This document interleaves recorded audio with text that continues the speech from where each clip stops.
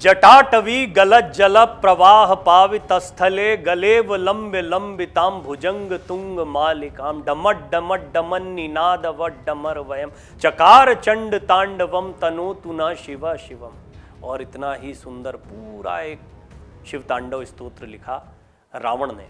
रावण को महापंडित यूं ही नहीं कहा जाता है, ज्योतिष का प्रकांड पंडित यूं ही नहीं कहा जाता है। रावण में इसमें कोई दो राय नहीं है कि बहुत सारी बुराइयां थी तो बहुत सारी खूबियां भी थी, और रावण के 10 सिरों को, उसके पांडित्य को अलग अलग तरीके से बताया जाता है। खैर, ये रिपोर्ट रावण का पांडित्य बताने के लिए नहीं है कि रावण कितना महान था। निश्चित तौर पर आज भी वो बुराई का प्रतीक माना जाता है, और भगवान रामचंद्र ने जब उसका वध किया तो उसके बाद उसका दहन हर वर्ष इसी उम्मीद के साथ किया जाता है कि हम समाज की बुराइयों का दहन कर रहे हैं। अब बात करते हैं इस किरदार को काल्पनिक तरीके से पर्दे पर उतारने की।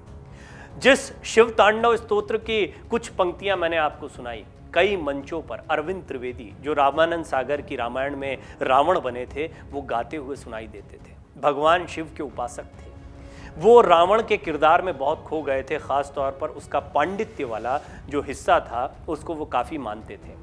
खुद जनजात ब्राह्मण थे, इसीलिए ये सारी चीज़ें उनको संस्कार स्वरूप भी मिली थी। लिहाजा अरविंद त्रिवेदी को रावण का किरदार निभाते हुए कई लोगों ने पसंद किया। आज भी जब आप रावण सोचते हैं तो आपके जहन में रामानंद सागर का वो किरदार आता है। इसी तरह से जब आप राम सोचते हैं तो अरुण गोविल आते हैं, और इसी तरह से आप रामानंद सागर की रामायण के तमाम किरदारों के बारे में सोच सकते हैं।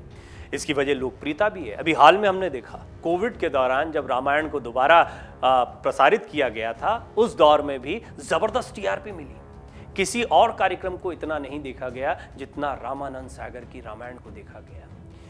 टेक्नोलॉजी, वीएफएक्स और सारी चीज़ें कहाँ की कहाँ चली गई हैं, और रामानंद सागर की रामायण उस वक्त बनी थी जब सेट बनाने पड़ते थे, या वो चीज़ें बहुत पुरानी हो चुकी है। इसके बावजूद आज लोगों ने उसको पसंद किया, इन किरदारों की वजह से, इसकी जीवंतता की वजह से। ये बहुत महत्वपूर्ण बात होती है कि कोई कलाकार किसी किरदार को कितनी जीवंतता के साथ जीता है, उसको पर्दे पर रखने में कितनी मेहनत करता है।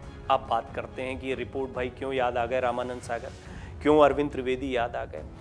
सैफ अली खान का एक लुक सामने आया, प्रभास राम के रूप में दिखाई दिए, साथ ही साथ में कुछ और किरदार दिखाई दिए। जमकर आलोचना हो रही है। हम सुपर हीरोज़ की मूवी को पसंद करते हैं, हम आयरन मैन को देखना पसंद करते हैं, स्पाइडरमैन को देखना पसंद करते हैं, हल्क को देखना पसंद करते हैं, और हम शक्तिमान को भी देखना पसंद करते हैं। लेकिन इसके बावजूद जब बात होती है उन किरदारों की जो हमारी आस्था का केंद्र है, तो बात चुप जाती है। राम, हनुमान, रावण ये सिर्फ सुपर हीरोज़ या सुपर विलेंस नहीं है, ये इससे बढ़कर बहुत कुछ है।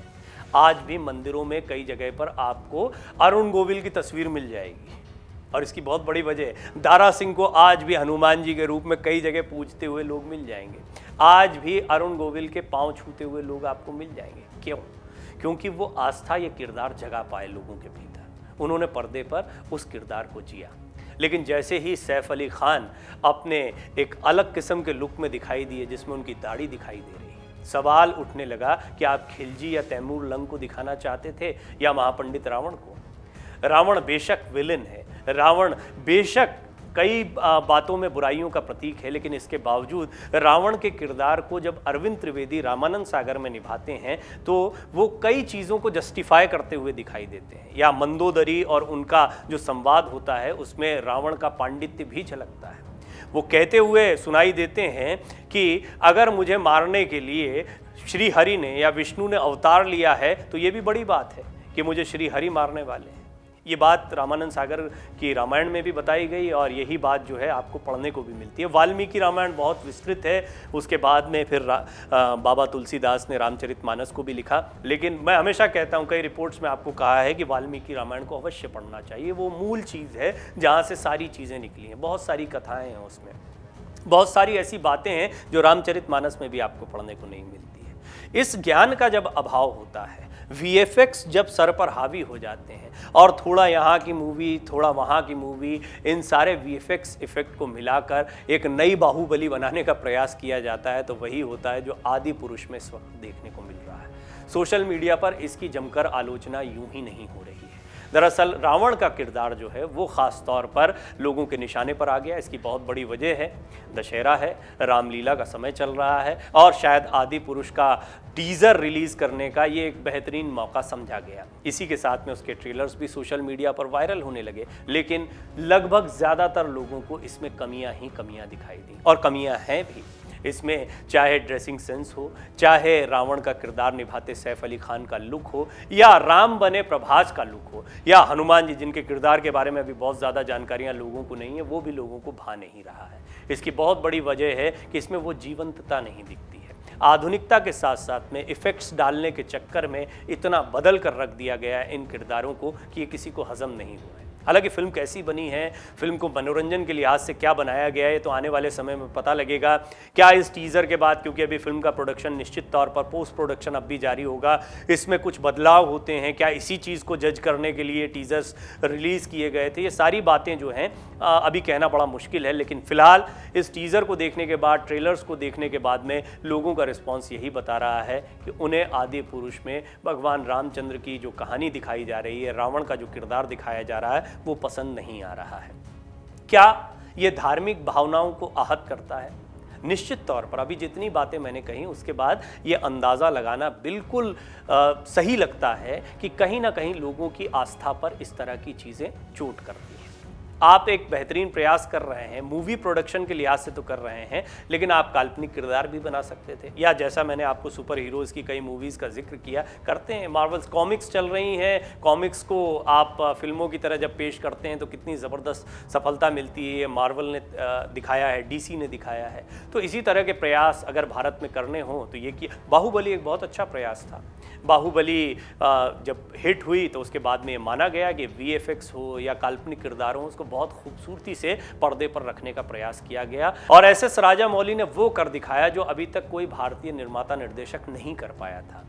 लेकिन इसके बाद में एक तरीके से एक अंधी दौड़ शुरू हो जाती है और फिर वहाँ पर कहीं ना कहीं जब रामायण के किरदारों को या रामायण जैसी महागाथा को रखने का प्रयास किया जाता है तो ये चूक भी हो जाती है। चूक पहली बार नहीं हुई है, टेलीविज़न पर भी कई बार महाभारत और रामायण को प्रसारित करने या नए तरीके से दिखाने के चक्कर में गड़बड़ियाँ हुई हैं। लेकिन ये तय माना जा रहा है कि आदि पुरुष में भगवान राम और उनकी जो पूरी सेना है और साथ ही साथ में रामायण की जो महागाथा है उसको कहीं भी जस्टिफाई करते नहीं दिखाई दे रहे हैं निर्माता निर्देशक।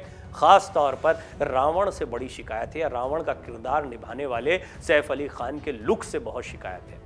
अच्छे अभिनेता हैं, कई फिल्मों में अच्छा किरदार निभाया है, नकारात्मक यहाँ दिख भी रहे हैं, लेकिन फिर भी लोगों को हजम नहीं हो रहा है। हम आप पर छोड़ते हैं, आपको ये किरदार कैसा लगा आप कमेंट ज़रूर करें और बताएं कि क्या आपको लगता है कि इस तरह की फिल्में या किरदारों के साथ जो खिलवाड़ होता है वो धार्मिक आस्थाओं को ठेस पहुंचाता है। आपकी आस्था पर क्या कोई ठेस हुई है?